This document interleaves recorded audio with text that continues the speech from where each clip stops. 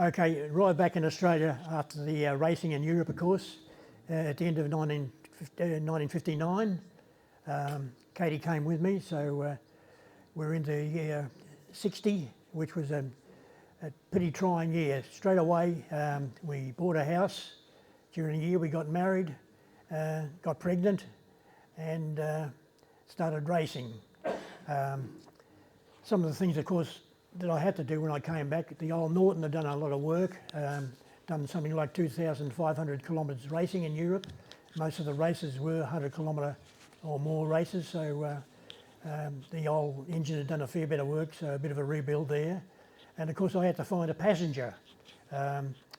Ray Foster, my passenger I had in Europe, had stayed on and bought another Norton himself and was going to go racing with his wife, Jean.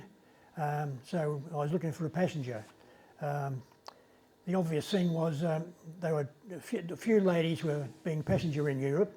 And I thought, well, I've got Katie with me, we'll give her a bit of a try, you know. So down we go to Fisherman's Bend circuit. You could get in there fairly easily and put Katie on the sidecar platform, 4 inches, 100 millimetres off the ground. I toddled up the track at 100 kilometres an hour in first gear, get back to the where we were parked, and I couldn't get her hands off the front bar. She was just absolutely paralysed. So that was the end of that very, very good idea. So Jack Craig, one of my earlier cohorts, we used to talk about racing around in Carnegie back in the old days.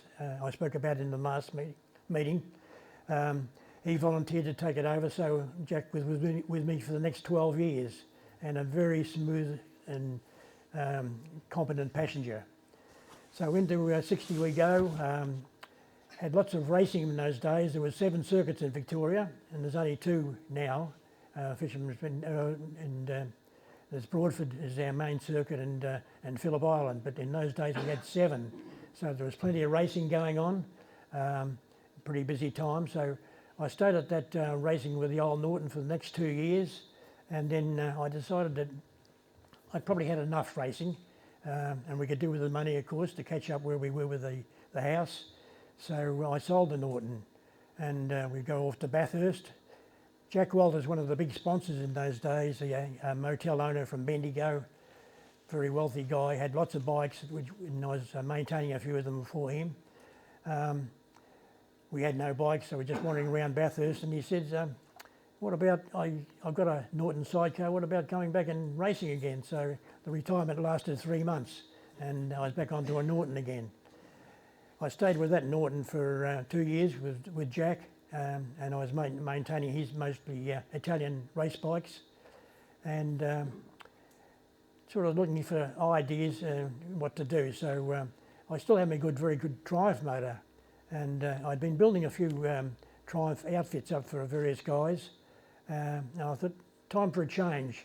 And that's when I came across this idea of making a real low kneeler.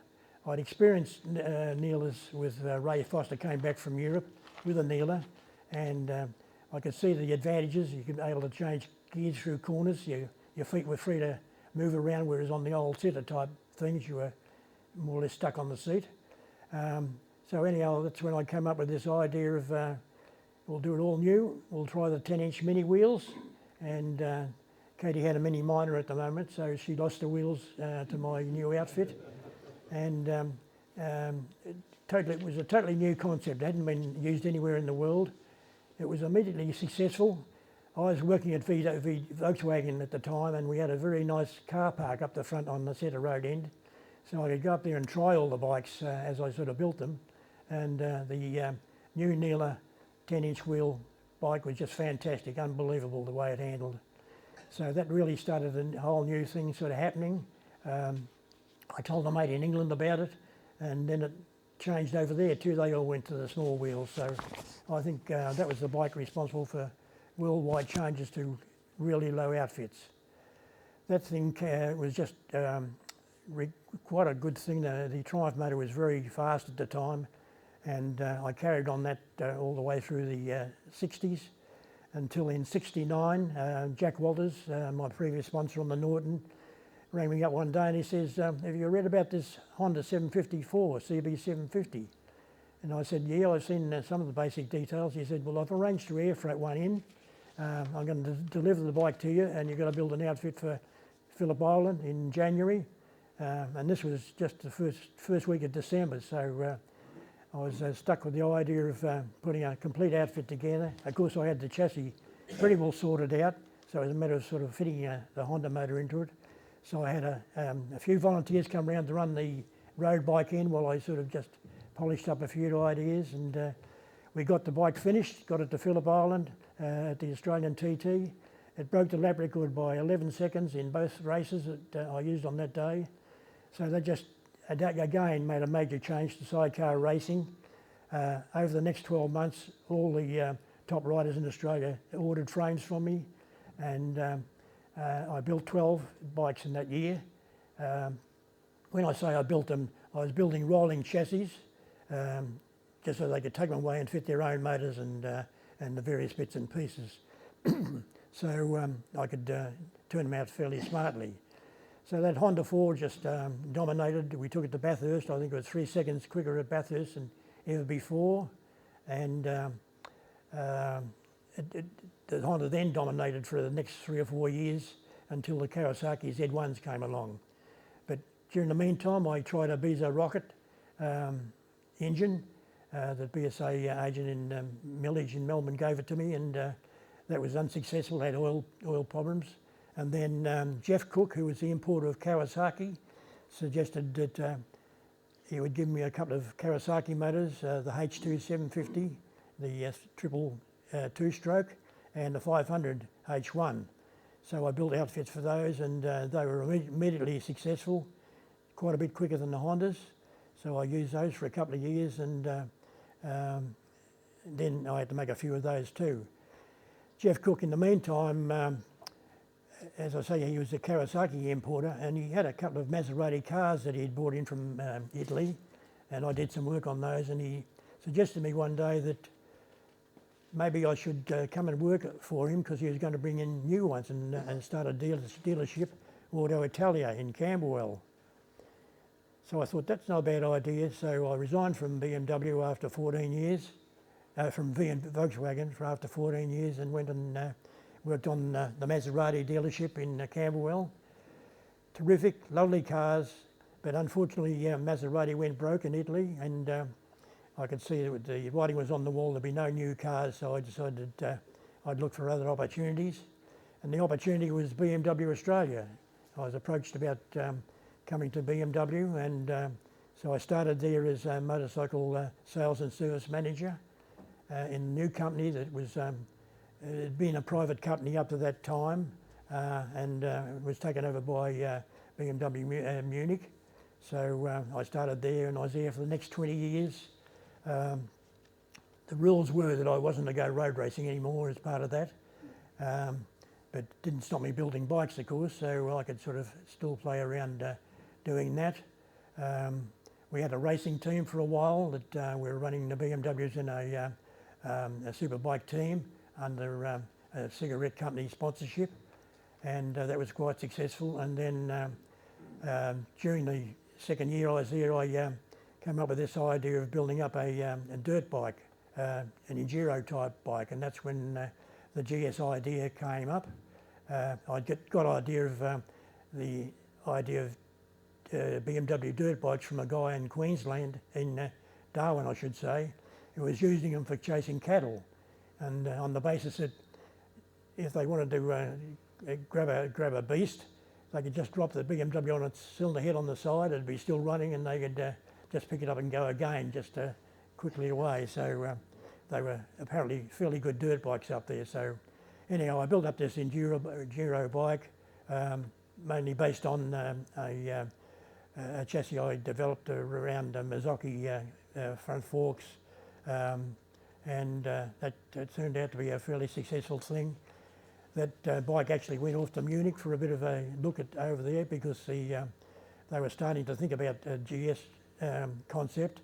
So 4 years later the GS came out in 1980, and that has been their most successful model up till now, still going. It's now a 1300cc bike. I just looked at the records a little while back, and they sold 85,000 GS motorcycles over the period, so it's been a good model for them, and maybe I had a little bit of a kick along in the first place to get them inspired, you know. So that was me at BMW. I built up a Rennsport BMW sidecar lookalike, and went on plenty of rides, of course, with BMW, and it was all good fun.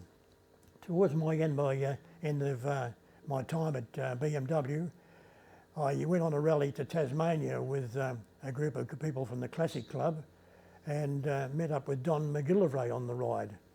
And Don said to me, "You've been involved with Indians?" I said, "No." So he got me involved with the Indian thing, and I bought a basket case chief off him, and that started me on the Indian trail. Don and I were invited by Max Bubeck to go to the States and ride in the Death Valley ride. Quite an experience, riding in Death Valley with the big temperatures and the dry desert and all the rest of it. But on our way back from the Desert Valley, we went to a swap meeting in just out of Hollywood, and Don bought a set of castings for a 1916 8-valve Indian board track race engine. So by the time we got back, I'd cast another set up, copying what he had. So we built two board track races, and they were very popular. You may have seen them in a few shows around, and they were both non-runners, but just a good look-alike, you know. So that sort of got me into the Indian world. I had the Indian chief and the sidecar. Katie and I went on lots and lots of rallies on that thing, and that was very enjoyable. That more or less brought me into the contact with Peter Arundel, one of the big Indian collectors around, and he had a lot of Indians to restore. I took on a few of his jobs, and we were sitting around one day, and I just started to get interested in building a replica of the Anzarni. I'd seen a Temple Anzarni at a museum in England, and I thought it was the most horniest looking race bike I'd ever sort of seen. It was a 1922 model that I saw in the museum, and all copper plated, just fantastic looking thing.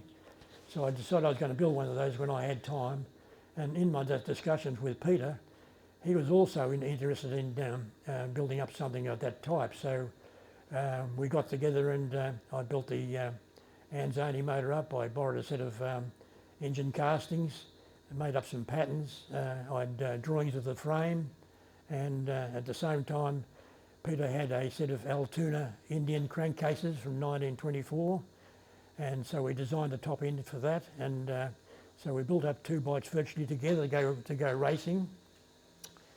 Trying to get them through the regulations was fairly tough, because historic racing calls for the bikes to be identical in appearance to the original bike, but you can do what you like inside. So we could re-engineer them totally, and we were able to do that.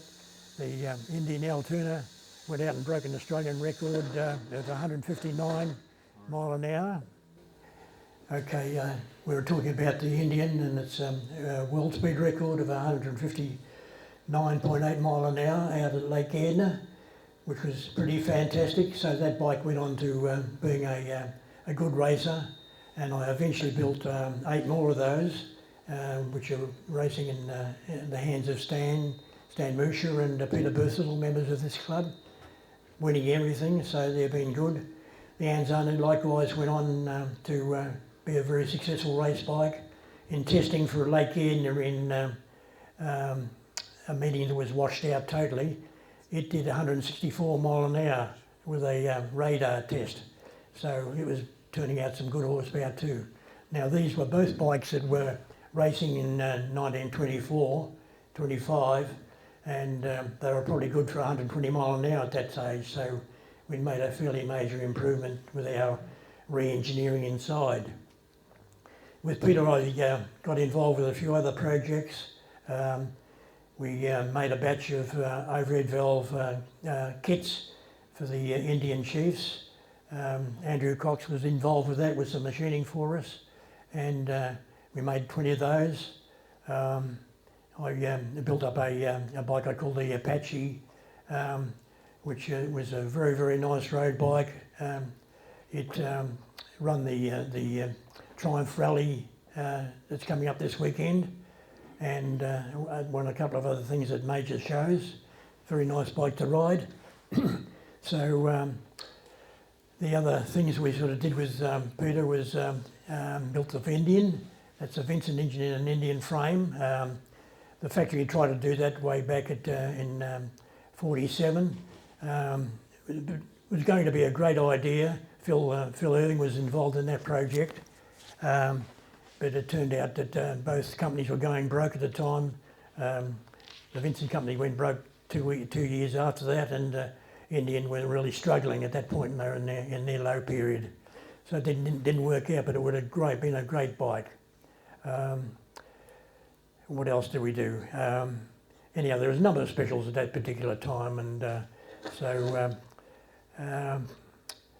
the racing was sort of continuing. Peter Berthasol went out to Lake Edna. He didn't quite break the record. He's only a kilometre or so behind, but he's planning to go back again. Then, of course, in the meantime, I was still building sidecars, building frames, and all the rest of it. Got involved in a few other projects, a couple of Bruff Superiors, a couple of AJS, camshaft AJSs, and pretty well up to where we are now. I'm in the middle of a Bruff at the moment, another Anzarni race bike, and a McAvoy. Quite an interesting situation with McAvoy. He was one of the major frame builders back in the Brooklyn Circuit days, back in the 20s. And there's still a workshop at the Brooklyn Circuit that he used that particular time. So anyhow, I had some good photographs of the McAvoy, so I'm just making one of those at the moment, as you do in the spare time. So basically that's where I've sort of been for the last 80 years. Hope to keep at it. It's a good way of keeping out of the the grave, I think, you know. And you know, with the good help of Katie, you know, keeping me under control. She's limited me to about 6 hours work a day now, so that's a bit of a change from the days I used to when I had a full-time job and building all these bikes. In the meantime, just on totals, I think I've built 50 more sidecars, racing sidecars, something about 40 or 50 racing solos, and restorations of I don't know, 50 or 60, 80 other bikes. So that's where we are. Okay, thanks. I'm just going to ask you a couple of questions, Lindsay. There's a little bit you've missed out. You've built a boat, at least one boat. Do you want to tell us about that? You're more than just a metal worker. Yeah, well, I've got involved in other things too. Of course, we went water skiing in a big way during my time at early days at BMW. Also had a couple of racing cars, a Lotus 11 kit car I built up, and another hill climb Cooper, Mark III Cooper, that I had an Anzarni motor in. And a little bit later on, we'd been yachting a fair bit. Katie and I live on the waterside down at Patterson Lake, so we had a backyard jetty, and we had a number of tradable yachts. So I said, well, I was manager of the BMW Marine Department, would you believe. They went into marine engines for a while, and that was a pretty exciting thing because I got to travel all around Australia. I built up 3 company boats that we had in our company offices around Australia for the people to use. So I thought, oh well, I wouldn't mind building a boat now. So I built a whole kit from New South Wales, a Davidson 30-footer. And it came as a deck and hull. So I learned to be a cabinet maker then, and fitted the whole thing out. Well, I thought pretty good cabinet making. Plenty of guidance from the boss there on what I should do and all the rest of it, but it did work out okay. So that was a good yacht for a few years. did a lot of good sailing, and that was a keel boat with a swing keel that we could actually get in and out of our fairly shallow waters down to Patterson Lakes. But a good change from motorbikes at the time. Yeah. Something else that you didn't mention, you actually supported, I'm sure, very heavily your son, who also was quite successful in racing. It must have taken quite a bit of time, I think, over I'm suspecting a period of 10 years or more. Yeah, yes, well, I think when Rob, my son, was about 10, because he'd been involved in bikes all the time, like I had from a kid, he was just surrounded by motorbikes. But suddenly mini bikes started to appear, the SL70s and the XR75s, and we helped to form a mini bike club over at Waverley and the old Tally-Ho village grounds, and that became a big thing. Spent a lot of time with the club there, and when Rob was 10, he won an Australian Championship on an XR75, so he'd come up through some pretty good training, and then he went on to being a top motocrosser and an enduro racer. Went to the international 6 days in Europe, I think 3 times, going gold stars and so on like that. He's also road raced a little bit. Another question, I had the pleasure actually of spending a day at Broadford only a couple of weeks ago, and you were there helping out Clint, who was riding your Anzarni. I couldn't help but think, what's it like riding that bike at great speed? I know you've got it up to something around 250 k an hour yourself, but with a rigid frame bike, almost no suspension, it must be pretty scary riding at that kind of speed. What is it? Do you get the odd butterfly or not? Well, actually they're pretty good. We right from the start, I knew that we were going to run these things at a pretty heavy speed. So when I built the Indian Altoona for Peter and the Anzarni for myself, I put a fair bit of thought into the geometry with girder forks. Girder forks are not the ideal sort of thing for a high-speed bike, and they pretty well worked out straight away the way the geometry I went sort of for, and they are really stable. Out at the salt, where you're running at, as I say, at 160 mile an hour, and they're just running as straight as a die. On road racing, they're about 2 seconds a lap slower than the equivalent motors in a featherbed frame. So it's pretty good, really, with the no suspension in the rear and fairly limited travel in the forks in the front. Yeah. And did you ever get any butterflies Well, when you're racing? You do with racing. You do. You don't know quite what's going to happen. The work you did on both the Altoonas and the Anzarni engines, I understand they came out with something around, is it 30, 40, 50 horsepower, and you pushed that up to around 100 horsepower. What were the main things you did to those engines to achieve that kind of increase in power? Well, in the case of both those engines, the original castings were terrible things. The Anzarni particularly, the crankcases were like 2 saucepan lids, about as thick as a saucepan lid. Had to re-engineer all that, and trying to, as I mentioned, you've got to keep them the same appearance as they originally were. So you can fatten things up a little bit here where people won't notice. And then what they really became, both motors, were really Ducatis inside. The combustion chambers, 4-valve per cylinder. The combustion chamber, I pretty well copied what they do on those super bikes nowadays. Using modern flywheels and conrods and my own design of cam, that's where we got the horsepower from. So they went from probably 30, 35 horsepower, they must be turning out about 120 horsepower now. So to get that speed we're sort of getting on an unstreamlined bike. And these are bikes you can do wheel stands off the... Oh yes, yeah, they're seriously powerful. Yeah, I used to ride the Anzarni on rallies in this club, and I can always remember a brass monkey. It started off in the wheel spin from the start, and it didn't stop wheel spinning until I got back the second day, you know. Yeah. And seeing as we're talking about that, I think on the prototype GS you bought, you built, it was also a seriously powerful bike that was pretty good at monoing.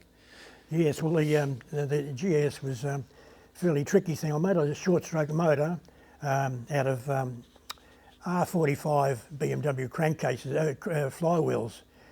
The R45 was introduced and we brought in about 10 bikes into the country.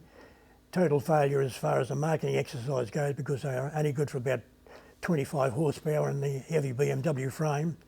So we had a few bits left over at work, and so I grabbed the crankshaft and a set of rods and put them in the R90S crankcase and made short barrels, so the motor was quite narrow.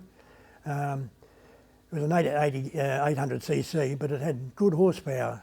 And when we took it on a couple of the major desert rallies, it just monoed everywhere, and the knobby tyre on the back lasted about half of each meeting and before all the knobs were gone.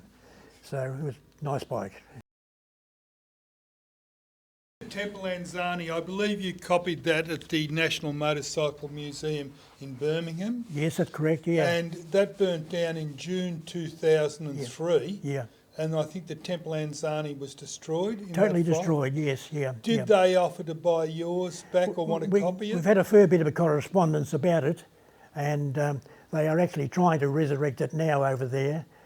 I sent them some drawings of the frame because I had copied what the frame was, and so they've got those now, and I haven't heard from them about a year now, so I don't know where they are, yeah. And also, you mentioned how you built a yacht. You mentioned also you built a racing car. You neglected also in your time, you built up at least 2 T model Fords. Oh, that's right, yes, yeah. So throw them in too in your workaholism. No, they were good fun. They were good fun. I had a 1911 T model, beautiful car, should never have sold it. That's the story of my life. I should have never sold this and that and that and that. We've all been through it, you know. Yeah, that 1911 T model was gorgeous, like that doctor's looking one. A full brass car, that's right, all the brass bits. And the red van with Indian written on the side. Yeah, that's right, was beautiful too, so you've done a lot of work. Yeah. Well done. Yeah. Yeah, Lindsay, did you get a chance to do much in the way of camshaft development when you were designing and building the later model copy of the original Anzarni engines, when they were originally 30 odd horsepower and they ended up over 100? Yeah. Did you have to do much in the way of camshaft reshaping? Yes, I've done a fair bit of work. I built a, when I was an apprentice, when I was about 18, I was putting the trials together, I built a camshaft grinder for myself, you know. So I started off learning about cams fairly early on, doing outrageous and stupid things, and then you find out just how bad you are. And the same applied to the Anzarni. I copied a little bit of BSA cams, Gold Star BSA, which was a good starting point. But I like long duration cams. That's what I do, you know, and which sometimes plays funny things with horsepowers. But I just keep experimenting until I get it right, you know, and put a bit more on and take a little bit more off, you know. Yeah. No science to it, but just.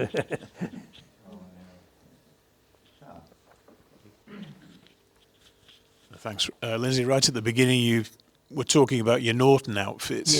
Yes. Were they the Manx 600s? They were Manxes, yes, yeah. Right, with the 600 engine, or? I started off with a long stroke 500, which is the same as the 600 in the early 50s, and then I eventually went to the short stroke versions, the 500s. In Europe, you are restricted to 500cc, so that's where I was, you know, and but just the short stroke Manx.